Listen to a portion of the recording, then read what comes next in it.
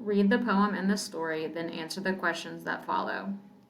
In the middle of the 19th century, railroad workers used hammers and steel spikes to carve tunnels through mountains. It was backbreaking work requiring an enormous amount of strength and endurance. This ballad is about a contest between a railroad worker named John Henry and a new invention that threatened to take away the workers' jobs: the steam-powered drill. Scholars disagree about the actual origin of the legend, but most agree that, although the details have been exaggerated, the legend may contain some seeds of truth.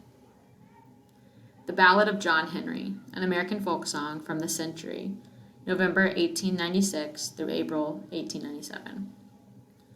When John Henry was a little tiny baby, sitting on his mama's knee, he picked up a hammer and a little piece of steel, saying, "Hammer is going to be the death of me. Lord, Lord, hammer is going to be the death of me." John Henry was a man just 6 feet high, nearly 2.5 feet across his breast. He'd hammer with a 9-pound hammer all day and never get tired and want to rest. Lord, Lord, and never get tired and want to rest. John Henry went up on the mountain and he looked one eye straight up its side. The mountain was so tall and John Henry so small. He laid down his hammer and he cried, "Lord, Lord." He laid down his hammer and he cried. John Henry said to his captain, "Captain, you go to town. Bring me back a 12-pound hammer, please, and I'll beat that steam drill down. Lord, Lord, I'll beat that steam drill down." The captain said to John Henry, "I believe this mountain's sinking in." But John Henry said, "Captain, just you stand aside. It's nothing but my hammer catching wind. Lord, Lord, it's nothing but my hammer catching wind." John Henry said to his shaker, "Shaker boy, you better start to pray, 'cause if my 12-pound hammer missed that little piece of steel, tomorrow you'll be burying day. Lord, Lord, tomorrow you'll be burying day." John Henry said to his captain, "A man is nothing but a man, but before I let your steam drill beat me down, I'd die with the hammer in my hand. Lord, Lord, I'd die with the hammer in my hand." The man that invented the steam drill, he figured he was mighty high and fine.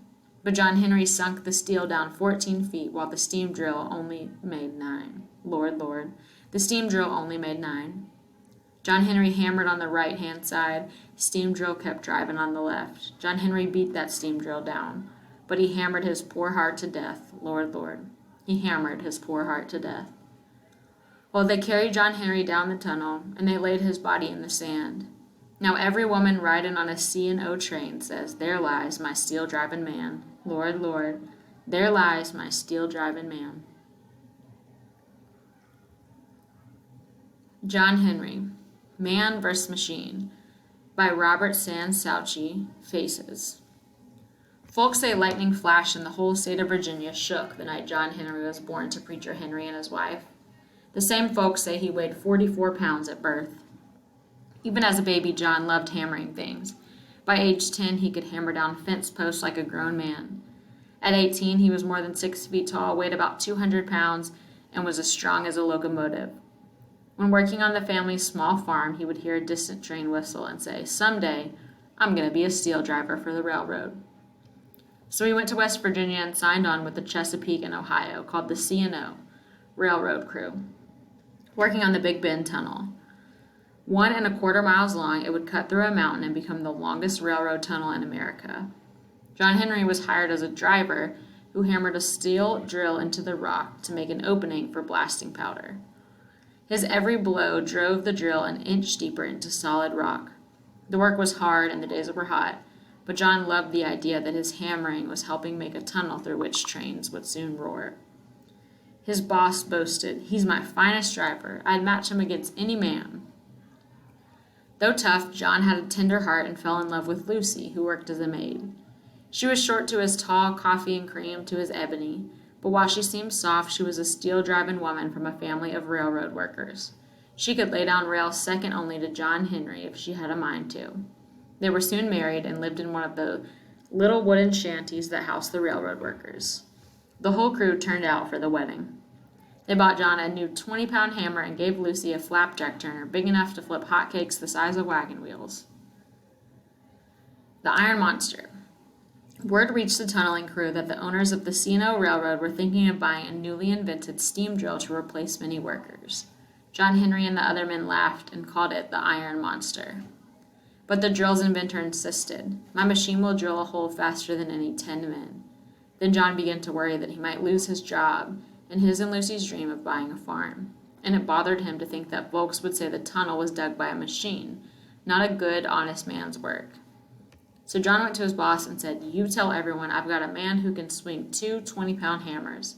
He'll beat that steam drill down and prove that a man is better than any iron monster. But you gotta promise if I win, you'll keep all the men working until the Big Bend tunnel is finished." The boss agreed to a 30-minute contest. If the machine outdrilled John Henry, the C&O would buy it and fire the workers. But if John Henry won, they would pay him $100, and he and the other men could keep their jobs. Lucy was worried and tried to get him to give up his plan, but John kissed her and said, "The men are counting on me, and with that money we can buy our farm. Besides, a man ain't nothing but a man. I gotta prove that no machine can drill better than a sledgehammer and steel in an honest man's hand." The contest. The next day, the man giant and the steam drill lined up side by side near the end of the tunnel, while a big crowd gathered inside. The boss dropped his flag and the contest began. At first, the steam-powered drill pulled ahead, but this only made John Henry slam his hammer down faster. By the time the contest was halfway over, John Henry's spikes were biting just as deep as the machine's, while the men cheered. Soon, John's 20-pounders rose and fell so fast they were almost invisible. The sweat poured down his face, and he grunted as he strained to lift his hammers. Still, John slammed away, and he smiled when he saw the steam drill begin to overheat and shake. John pulled further ahead. His muscles were aching, and the rock seemed to grow harder, but this only made him pound more forcefully. Just before the boss yelled time, the mechanical spike driver shook and wheezed and ground to a halt. But John Henry could not slow down at first. He drove his spike several inches deeper, then suddenly fell to the ground. The men carried him out of the tunnel and laid him with his head in Lucy's lap.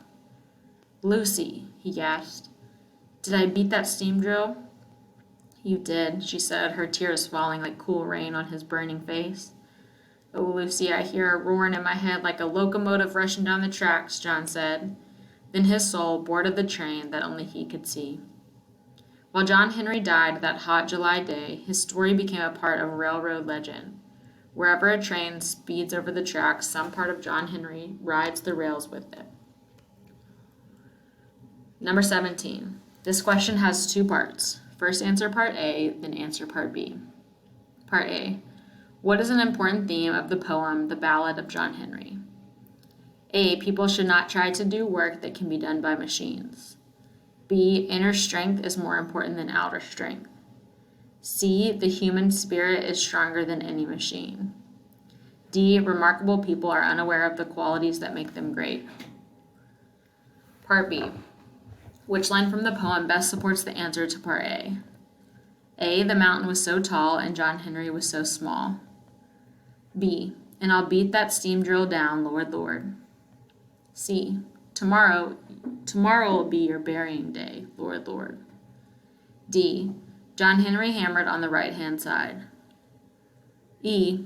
And they laid his body in the sand. Number 2, Part A. Read lines 4 and 5 from the Ballad of John Henry.